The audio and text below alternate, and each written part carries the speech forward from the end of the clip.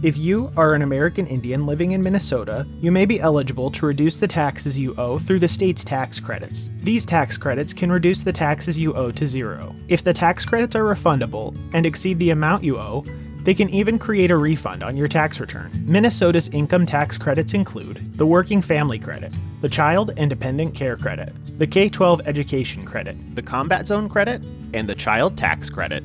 The Minnesota Working Family Credit is a refundable credit for working individuals whose income is below a certain level. You can receive this credit even if you are exempt from Minnesota taxes if you are an enrolled member of your tribe and you live and work on the reservation where you are an enrolled member. To qualify for the Working Family Credit, you must be a full-year or part-year Minnesota resident and be eligible to claim the federal Earned Income Tax Credit. The Minnesota Child and Dependent Care Credit is a refundable credit that helps offset certain care expenses for one or more qualifying individuals. You may claim up to $3,000 in qualifying expenses for one child or $6,000 for two or more children.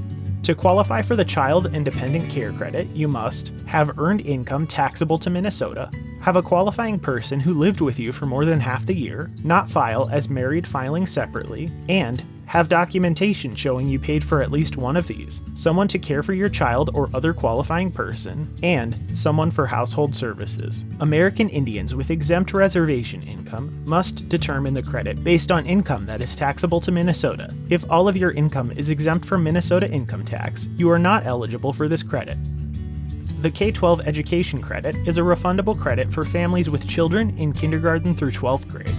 To qualify for the K-12 Education Credit, you must have a child attending kindergarten through 12th grade at a public, private, or qualified homeschool, have paid qualified education expenses during the year for that child's education, not file as married filing separately, and meet household income limits for the year.